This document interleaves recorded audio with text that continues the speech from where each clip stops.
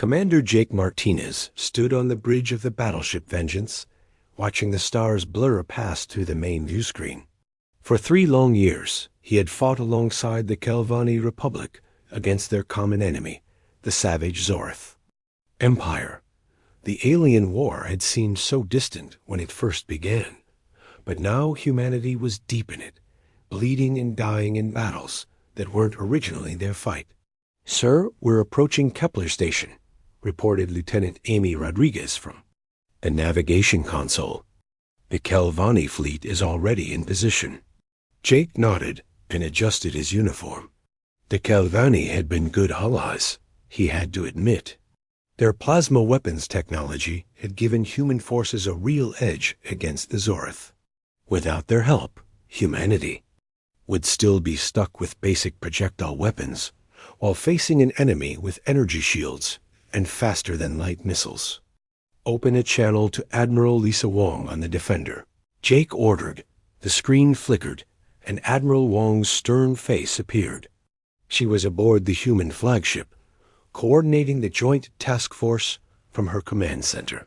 Behind her, Jake could see the busy activity of her bridge crew, preparing for what might be the most important battle of the war.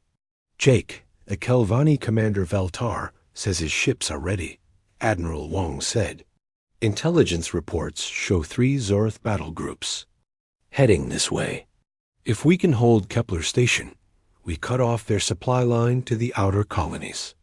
"Understood, Admiral. My ships are ready to support the attack."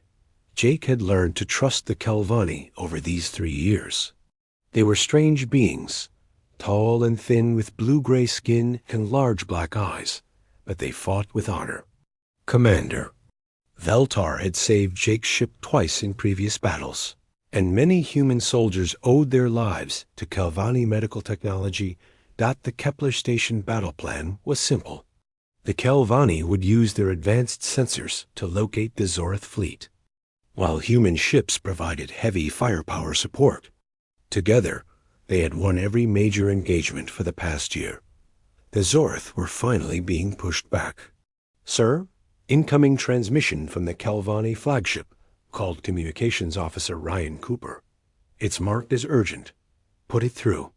"Commander." Veltar's familiar alien face appeared on the screen. His large eyes seemed nervous, which was unusual for the normally calm Kelvani leader. "Commander Martinez, we have detected a problem with our sensor array. My ships need to pull back and regroup. We will return to support you once repairs are complete." Jake frowned. This was bad timing. The Zorth fleet would arrive within the hour. "How long do you need?" "Perhaps 30 minutes. Continue with the defensive preparations. We will rejoin the battle as soon as possible." The transmission ended, and Jake felt a cold worry in his stomach. Something about Veltar's manner had seemed wrong. In 3 years of fighting together, the Kelvani had never withdrawn from a battle for technical problems. Security Chief Ryan Cooper, who had been monitoring alien communications, suddenly looked up from his console with a pale face. "Sir, I'm picking up encrypted Kelvani transmissions. They're not using our joint communication codes." "What are they saying?" "I can't decode it, but the transmission patterns match Zorth military frequencies." Jake's blood went cold. "Are you saying the Kelvani are talking to the Zorth?" Before Ryan could answer, alarms began blaring throughout the ship. Captain Amy Rodriguez, now commanding her own escort vessel, appeared on the emergency channel. "All ships, this is Rodriguez. The Kelvani fleet has opened fire on us. Repeat, the Kelvani are attacking human vessels." Jake watched in horror as the tactical display showed Kelvani ships turning their weapons on their former allies. Plasma beams that had once protected human forces now tore through human hulls. The betrayal was complete and devastating. "All ships, evasive maneuvers." Admiral Wong's voice crackled over the communication system. "Return fire on all Kelvani vessels," but it was too late. The Kelvani had positioned themselves perfectly for the ambush. They knew exactly where every human ship would be because they had helped plan the battle formation. Jake watched helplessly as Captain Rodriguez's escort ship took a direct hit from a Kelvani plasma cannon. Her vessel spun out of control, venting atmosphere and debris. "Sir, we are receiving a transmission from an unknown source," Ryan reported. "It's coming from the Zorith fleet. Put it on screen." A massive Zorith general appeared, his scarred face showing satisfaction. "Human commanders, your Kelvani allies have been very helpful. They have provided us with all your military codes, ship positions, and battle plans. In exchange, we have agreed to spare their homeworld when we conquer this sector." The truth hit Jake like a physical blow. The Kelvani hadn't just betrayed humanity in this battle. They had been planning this for months, maybe years. Every piece of human technology they had shared, every battle plan they had helped create, every tactical advantage they had gained together had been passed along to the Zorith Empire. "General Hayes, this is Admiral Wang," came the desperate voice over the command channel. "All human forces, immediate retreat. Repeat, full retreat to junk coordinates Delta 7. Jake's tactical officer reported the horrible numbers. 60% of the human fleet was already destroyed or disabled. The remaining ships were surrounded by Kelvani, vessels that knew exactly how to exploit every weakness in human defenses. The Vengeance shuddered as Kelvani plasma fire struck its shields. Jake grabbed his command chair as the lights flickered. His weapons officer returned fire, but the Kelvani ships were using defensive patterns that perfectly countered human tactics. "Sir, jump engines are ready," reported the helmsman. "All ships. This is Martinez. Jump on my mark." Jake took one last look at the tactical display, memorizing the scope of the betrayal. Ships that had fought beside them for 3 years were now hunting them like prey. The stars stretched into lines as the surviving human ships fled into faster-than-light travel, leaving behind the wreckage of their trust and the bodies of thousands. Oath-betrayed soldiers. In the depths of space, the alliance between humanity and the Kelvani Republic died in fire and treachery as the Vengeance raced toward human space. Jake Martinez made a silent promise to the dead. This betrayal would not go unanswered. The emergency session began 3 hours after the last human ship jumped to safety. President Kate Sullivan sat at the head of the oval table in the Terran Defense Council chamber, her face grim as military leaders filed in. The losses were still being counted, but early reports painted a dark picture. Thousands of human soldiers were dead, and the fleet was crippled. Admiral Jake Martinez entered the room with his uniform, still bearing scorch marks from the battle. He had barely slept since the retreat, spending every moment analyzing what had gone wrong. Behind him walked General Ben Hayes, who had commanded the ground forces that were supposed to take Zorith positions after the fleet cleared the way. "Gentlemen, ladies, we need answers," President Sullivan said as she called the meeting to order. "How did our allies become our enemies overnight?" Intelligence Director Alex Foster stood and activated the holographic display at the center of the table. Images of intercepted communications appeared in the air above them. "Madam President, we've been analyzing captured Kelvani data for the past 6 hours. The betrayal goes deeper than we thought." The display showed financial records, communication logs, and shipping manifests. Alex pointed to a series of transactions that stretched back over 2 years. The Kelvani haven't just been talking to the Zorith Empire. They've been selling them our technology, our battle plans, and our military intelligence since almost the beginning of our alliance. Captain Megan Clark from Naval Intelligence leaned forward in her chair. She had been one of the few officers who questioned the Kelvani from the start, though her concerns had been dismissed as paranoia. "Sir, it gets worse. They've been using our joint research projects to fund their own expansion. Every time we gave them access to human manufacturing techniques, they've been trading copies to the Zorith for territory and resources. Admiral Lisa Wong, who had barely escaped the battle with her flagship, spoke with controlled anger. They used us. Every battle we fought together, every human life we lost protecting their colonies, it was all part of their plan to stay safe, while selling us out. President Sullivan studied the evidence with growing fury. The Kelvani had presented themselves as desperate allies, seeking human help against Zorith aggression. In reality, they had been playing both sides, growing rich and powerful while humans died for their cause. "What's our current military status?" she asked. General Hayes consulted his tablet. "We lost 60% of our expeditionary fleet. Zorith now know the locations of our forward bases, our supply routes, and our defensive capabilities. If they attack human space directly, we'll have a hard time stopping them. Then we don't wait for them to attack," Admiral Martinez said quietly.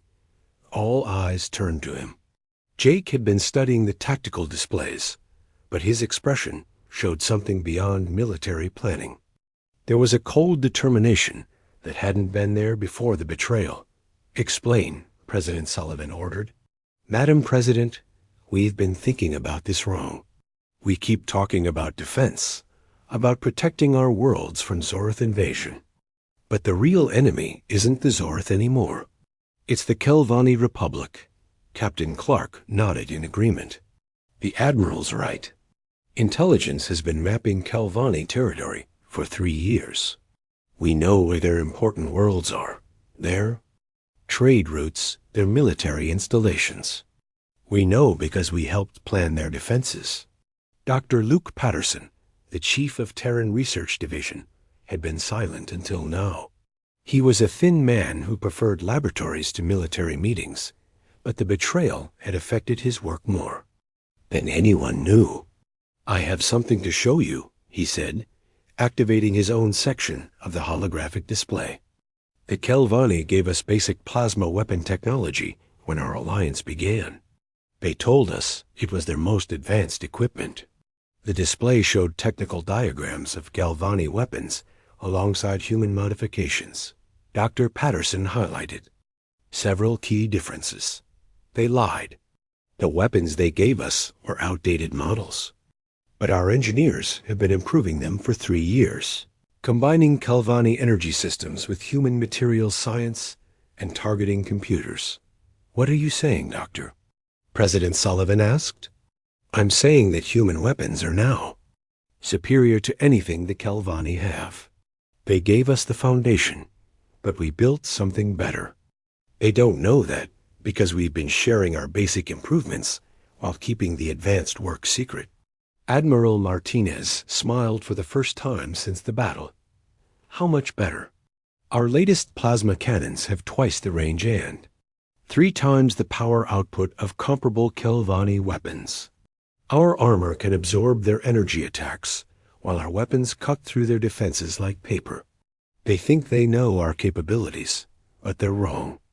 Commander Amy Rodriguez, who had survived the destruction of her escort ship, spoke from her position near the back of the room. "What's the plan, sir?" Jake looked around the table at the faces of the surviving military leadership. These were people who had trusted the Kelvani, who had fought beside them, and mourned their dead together. The betrayal had changed something fundamental in all of them. "We take everything," he said simply. "The Kelvani want to play dirty politics and backstab their allies? Fine, but humanity can be much dirtier than they imagine. We don't just defend our territory. We take theirs." General Hayes leaned back in his chair.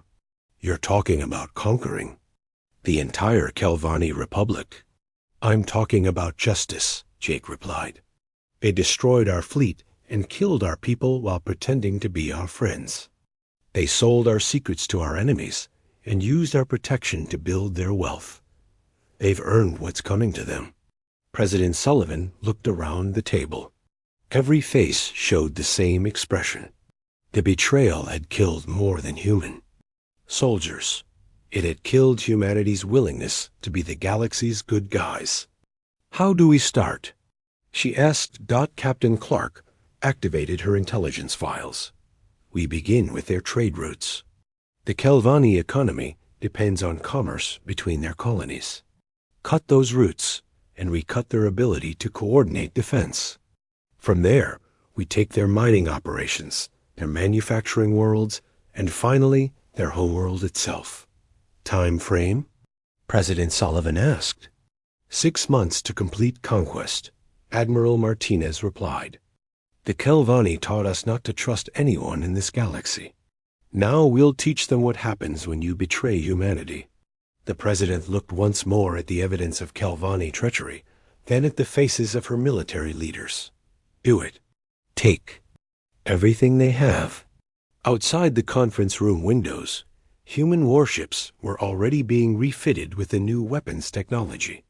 The galaxy was about to learn that humanity could be much more dangerous as an enemy than they had ever been. As friends, Captain Ryan Cooper watched the Kelvani cargo ship through the view screen of his stealth frigate Phantom. The alien vessel moved slowly through the asteroid field, its crew unaware that death stalked them from the shadows. Ryan's ship was equipped with the newest human technology, something the aliens had never seen before. Ghost protocol is active, sir, reported his tactical officer. We're completely invisible to their sensors. Ryan nodded. The Ghost technology was Dr. Patterson's latest creation, combining human stealth systems with modified Kelvani energy dampeners. To any Kelvani scanner, the Phantom simply didn't exist. It was like being a predator hunting blind prey. Signal the other ships. Begin the attack. 3 more human frigates appeared from behind asteroids, their weapons already charged. The Kelvani cargo ship tried to run, but it was too slow and too late. Within minutes, the alien vessel was disabled and drifting helplessly in space. Boarding parties ready, sir, reported Lieutenant Sam Davis. Take them alive. We need information about their trade schedules and cargo manifests. This was the 15th Kelvani merchant ship Ryan's squadron had captured in the past week.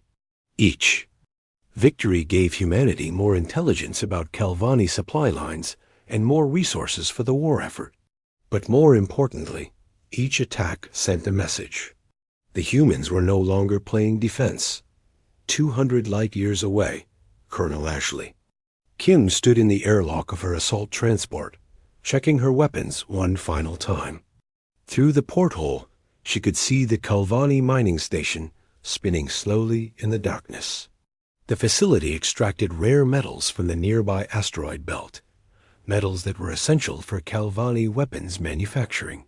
Marines, listen up, Ashley said to her troops. Intelligence says this station has minimal security. The Kelvani never expected anyone to attack their industrial facilities. We go in fast, secure the control center, and capture the station intact. We want those mining operations running under human control by tomorrow. The Marines nodded. They had trained for this kind of mission, but fighting in space stations was different from planetary combat. The corridors were narrow, the gravity was artificial, and one stray shot could breach the hull and kill everyone aboard. Breach in 30 seconds, called the pilot. Ashley felt the transport shudder as it locked onto the station's docking port. The airlock hissed open, and she led her Marines into the Kelvani facility. The aliens were completely unprepared for human assault tactics. Where Kelvani security forces relied on energy shields and coordinated formations, humans brought overwhelming aggression and adaptability. Ashley's Marines moved through the station like a hurricane, using close-quarters combat techniques that the aliens had never encountered. Control room secured, reported Sergeant Mike Torres over the radio. The Kelvani supervisor is requesting terms of surrender. Tell him he can keep his life if he keeps the mining equipment running, Ashley replied. This facility belongs to humanity now. The entire operation took less than an hour. 300 Kelvani workers found themselves under human control, their industrial station now producing materials for human warships instead of alien ones. It was efficient, brutal, and completely unexpected. Admiral Lisa Wong coordinated the largest operation from her flagship Retribution. Her task force surrounded 3 Kelvani colony worlds simultaneously, cutting off their communications and preventing any calls for help. These weren't military targets. They were civilian colonies with families, schools, and businesses. Admiral, we're receiving surrender offers from all 3 planetary governments, reported Communications Officer Nicole Brown. Accept their surrenders, but make the terms clear, Lisa replied. The colonies are now under human administration. Any resistance will result in orbital bombardment. Cooperation will be rewarded with fair treatment. Lisa wasn't interested in destroying these worlds. Dead planets produced nothing useful. But functioning colonies under human control could provide food, raw materials, and manufacturing capacity for the expanding human war machine. The speed of the human attacks shocked the Kelvani Republic. In just 2 weeks, it lost dozens of cargo ships, 6 major mining facilities, and 3 entire star systems. The humans weren't fighting like desperate survivors anymore. They were fighting like conquerors.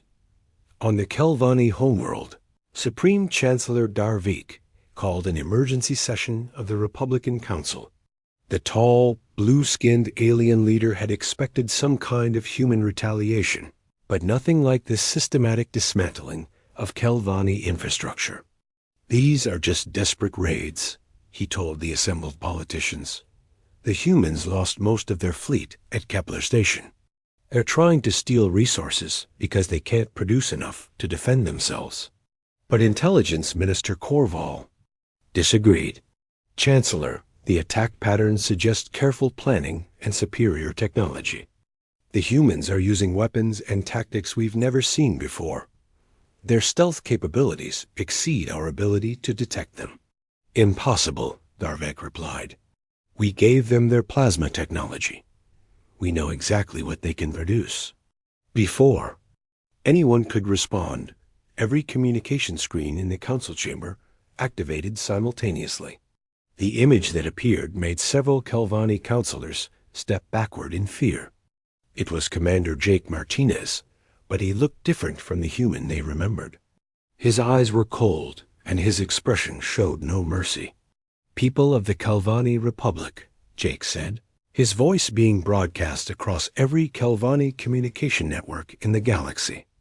3 weeks ago, you betrayed humanity during the Battle of Kepler Station. You sold our secrets to our enemies and murdered thousands of human soldiers who trusted you. The transmission continued despite frantic attempts by Kelvani technicians to block it.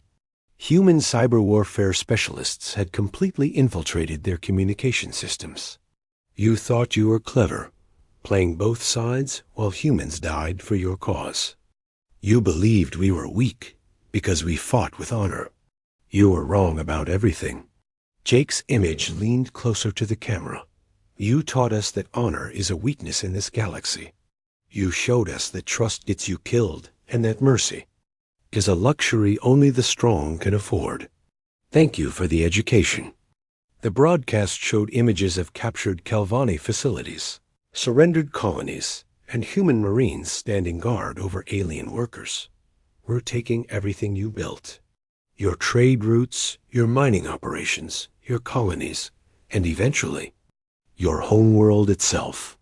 You can surrender now and keep your lives, or you can fight and lose everything including your dignity. We're not the same humans you betrayed at Kepler Station, Jake continued. We're what you made us. And we're much better at being ruthless than you ever imagined. The transmission ended, leaving the Kelvani council chamber in stunned silence. Outside their windows, emergency lights flashed as reports came in of more human attacks across the Republic. The humans weren't just seeking revenge. They were systematically conquering everything the Kelvani had built over centuries. Chancellor Darvik realized with growing horror that the humans weren't desperate survivors fighting for their lives. They were predators who had finally decided to show their teeth. And the Kelvani Republic was their prey. In the depths of space, human warships continued their relentless advance toward the heart of alien territory, leaving a trail of conquered worlds behind them. Admiral Amy Rodriguez stood on the bridge of the massive battleship Hammer, watching as the largest human fleet in history dropped out of faster-than-light travel. Around her, 200 warships materialized in the darkness of space, all pointing toward the Kelvani home system like arrows aimed at the heart of their former allies. "Fleet status report," Amy ordered. "All ships report ready for combat, Admiral," replied her tactical officer. "We have 40 battleships, 80 cruisers, and 80 destroyers. The Kelvani home defense fleet has 60 ships total, but they're positioned to fight large vessels like the Zorith use." Amy smiled coldly.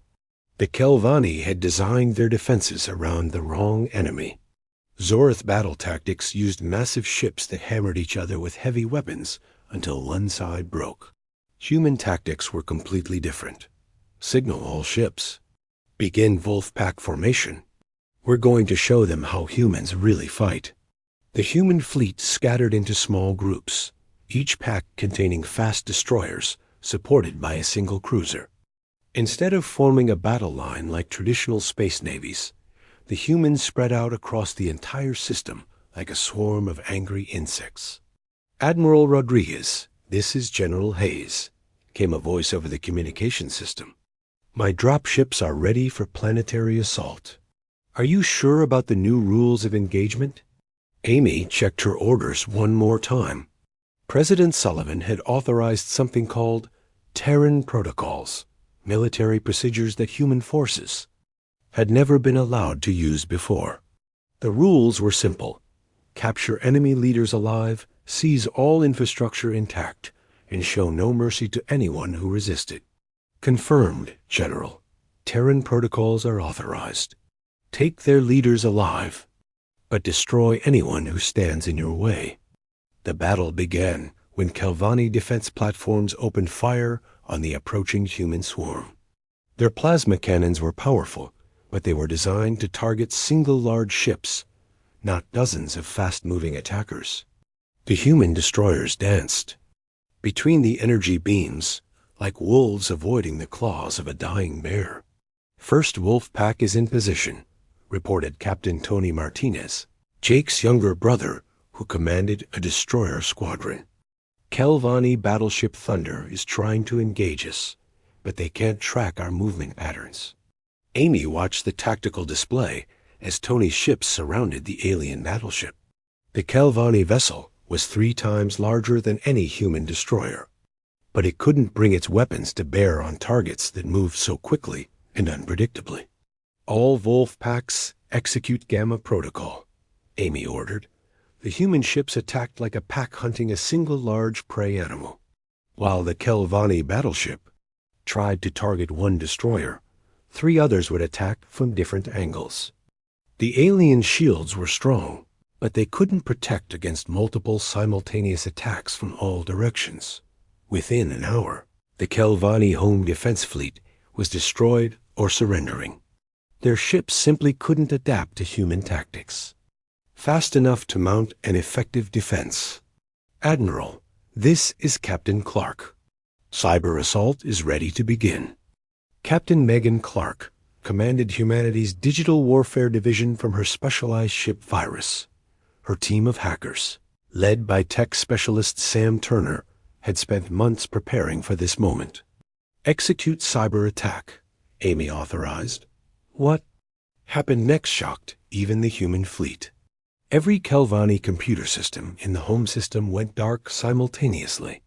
Traffic control, planetary defense grids, communication networks, even civilian services like power distribution and water treatment all fell under human control in minutes. Sam Turner had used the 3 years of alliance to plant hidden programs in Kelvani computer systems. The aliens thought they were sharing technology with their human allies. In reality, human programmers had been building backdoors into every piece of equipment they touched. "We have control of their orbital defense platforms," Sam reported from his position aboard the Virus, "turning their own weapons against their military installations now." On the Kelvani homeworld below, panic spread through the major cities, as their own defense systems began firing on government buildings and military bases.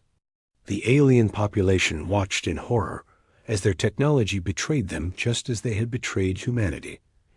General Ben Hayes led the ground assault from his command ship, Sledgehammer. His dropships carried special forces trained in one specific mission: capture the Kelvani leadership alive. President Sullivan wanted to put the alien politicians on trial for their betrayal. "Teams Alpha through Delta, you have the government district," Ben ordered as his Marines descended toward the planet's surface. "Team Echo, secure the military command center. Remember, we want the leaders breathing, but anyone who resists dies." The Kelvani ground forces tried to mount a defense, but their weapons and tactics were designed for fighting the Zoroth Empire's heavy assault troops. Human Marines used speed, surprise, and overwhelming firepower to smash through alien defenses, like a hammer through glass. "General, this is Lieutenant Karen White. We have Supreme Chancellor Darvik and 6 council members secured. They surrendered when we breached their bunker." "Excellent. Transport them to the detention ships.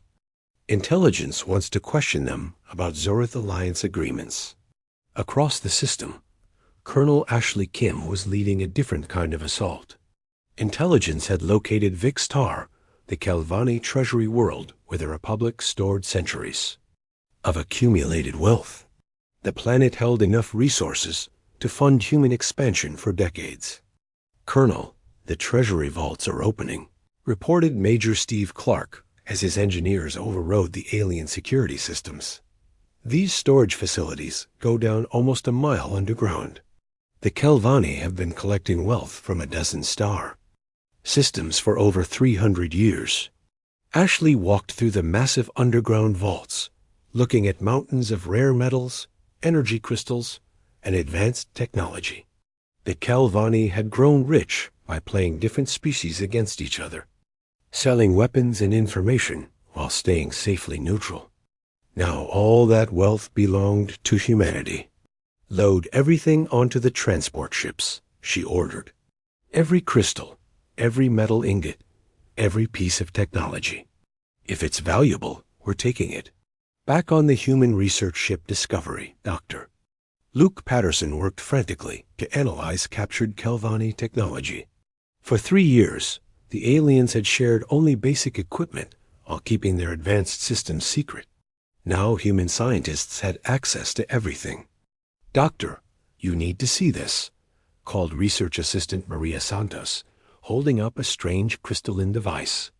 "This is a Kelvani faster-than-light communication system. It can send messages instantly across the entire galaxy."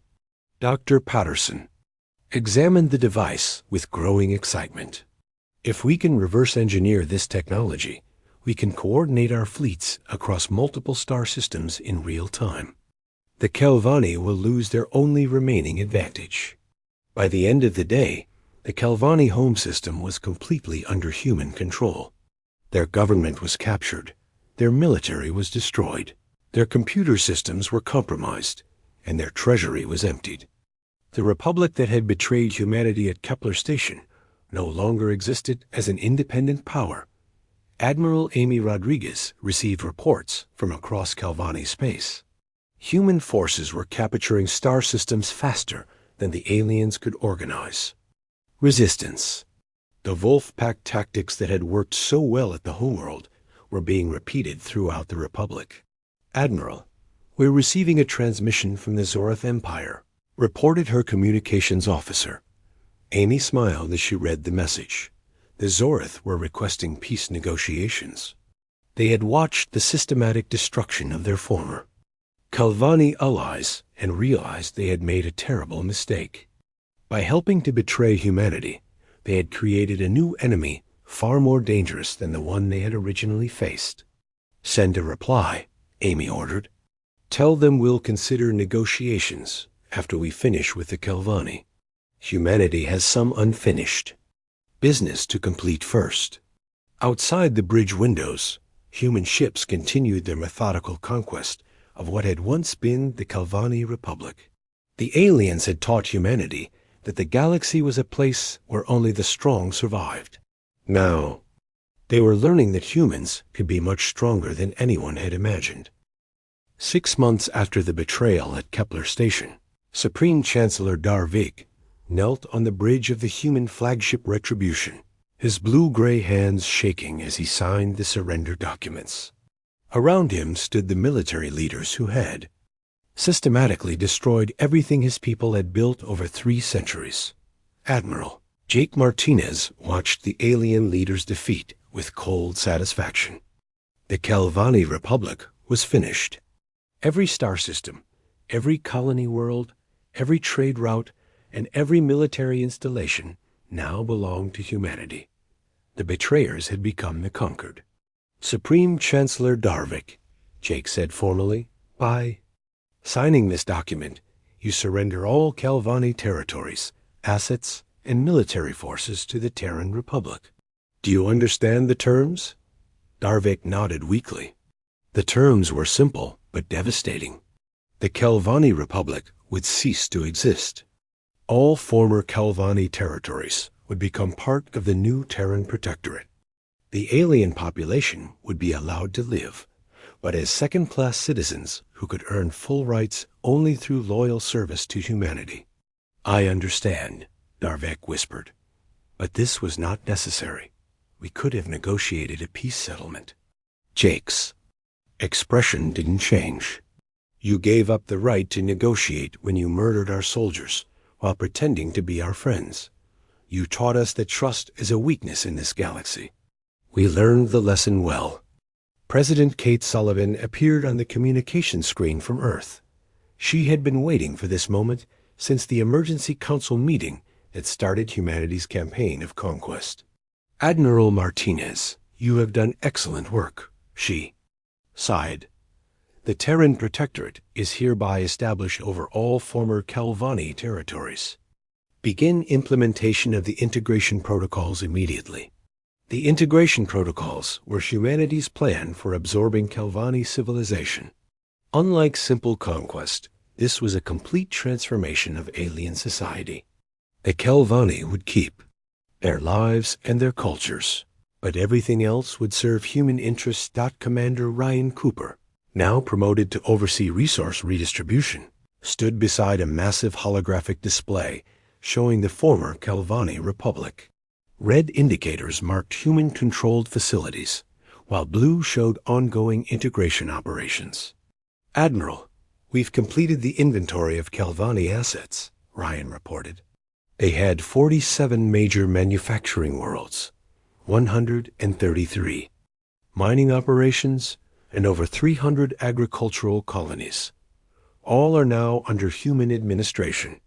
The numbers were staggering. The Kelvani had built a vast economic empire by playing different species against each other for centuries. Now all that wealth and infrastructure belonged to humanity. What about their advanced technology? Jake asked. Dr. Luke Patterson stepped forward with barely controlled excitement.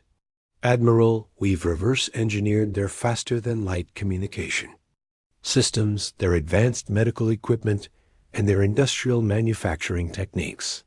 But the real discovery is their genetic enhancement technology." Jake raised an eyebrow. "Explain." The Kelvani had been using genetic modification to extend their lifespans and enhance their intelligence for over 1,000 years. With human adaptations, we could double our natural lifespan and significantly improve human cognitive abilities. "Begin testing immediately," Jake ordered. "Humanity will take every advantage we can get." On the former Kelvani worlds, the integration process was moving faster than anyone had expected. General Ben Hayes coordinated the civilian administration from the capital world of New Terra. Previously, the Kelvani Administrative Center. The alien population is cooperating better than we predicted, Ben reported to his staff. Most Kelvani workers are staying at their jobs and following human supervision. They seem to understand that resistance means death. Captain Megan Clark, now running intelligence operations across the Protectorate, had a different perspective. General, they're not cooperating out of loyalty. They're scared. We conquered their entire civilization in 6 months. They've never seen anything like human military efficiency. The integration wasn't just about control. Human engineers were already improving Kelvani manufacturing systems. Human scientists were advancing their research programs, and human administrators were making their colonies more productive. The aliens were learning that human management was actually more effective than their own. Admiral Amy Rodriguez commanded the new Terran Protectorate Navy from her mobile headquarters. The combined human and captured Kelvani fleets now numbered over 800 ships, making humanity the strongest military power in this sector of the galaxy. Admiral, we're receiving another peace request from the Zorith Empire, reported Communications Officer Nicole Davis. This is the 5th one this month. Amy smiled as she read the message. The Zorith leadership was terrified. They had watched humanity destroy the Kelvani Republic with frightening efficiency, and realized they had created a monster by helping to betray their former allies. Send the usual reply, Amy ordered.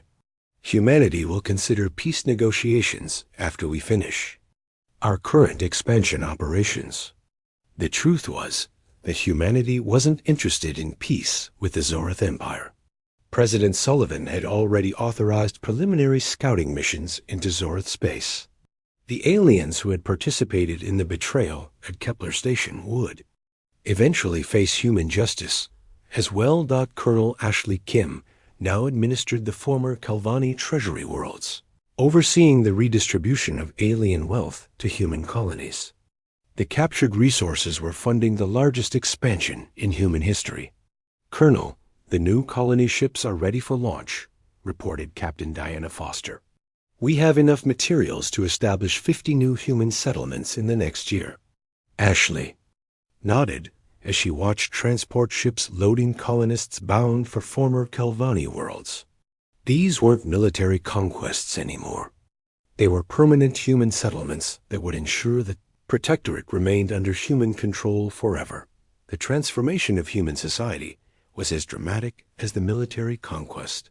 Before the betrayal, humanity had been an idealistic species that believed in cooperation and mutual benefit. The Kelvani had murdered that innocence at Kepler Station. Dr. Patterson's research teams were already developing new weapon systems based on captured alien technology. Human genetic enhancement programs were producing soldiers with improved reflexes and intelligence. The industrial capacity of dozens of former Kelvani worlds was being converted to serve human expansion. On Earth, President Sullivan addressed the Global Assembly from the same chamber where she had authorized the conquest campaign. Behind her, holographic displays showed the extent of human territory. The Terran Protectorate now controlled over 400 star systems. Citizens of Earth and the Protectorate, she began. 6 months ago, our allies betrayed us in the darkest moment of our history. They taught us that this galaxy respects only strength and that mercy is a luxury only the powerful can afford. The President gestured to the star maps, showing human expansion. We have learned their lesson well. The Kelvani Republic no longer exists. Their worlds, their wealth, and their technology now serve human civilization. This is the price of betraying humanity.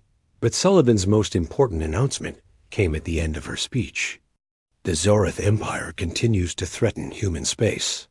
They participated in the betrayal that cost thousands of human lives. Justice demands that they too face the consequences of their actions. In the depths of space, Admiral Jake Martinez stood on the bridge of his flagship, looking out at a fleet of human and captured Kelvani vessels. The ships stretched beyond the horizon, a massive armada preparing for the next phase of human expansion. "Admiral, the scouting reports from Zorith space are ready," reported Intelligence Officer Sam Turner. Jake smiled as he reviewed the data. The Zorith Empire was larger than the former Kelvani Republic, but their military was designed for fighting in massive fleet battles. They had no experience with human Wolfpack tactics or cyber warfare capabilities. "Begin preparations for operations." "Justice," Jake ordered. "The Zorith taught us that betrayal has consequences. It's time they learned what those consequences look like." Communications Officer Nicole Davis reported contact with new alien species on the edge of human space. Word of humanity's conquest of the Kelvani Republic was spreading throughout the galaxy, and other species were requesting diplomatic contact. "Sir, the Vegan Federation is offering a formal alliance," Nicole reported. "They want human protection against Zorith expansion." Jake considered the offer. Before the betrayal, humanity might have accepted such an alliance out of idealism and hope for galactic cooperation. Now he understood that every alien species was a potential threat that needed to be controlled or conquered. "Tell them we'll consider their proposal after they prove their loyalty," he replied. "Trust is something that must be earned with humanity now." Outside the bridge windows, the endless expanse of space stretched toward the Zorith Empire. Somewhere in that darkness, the aliens who had helped betray humanity at Kepler Station continued their lives. Unaware that human justice was already heading their way, the Kelvani had taught humanity that the galaxy was a place where only the strong survived, and that honor was a weakness that led to destruction. Now humanity would teach the rest of the galaxy what it meant to face a species that had truly learned those lessons. The age of human ideal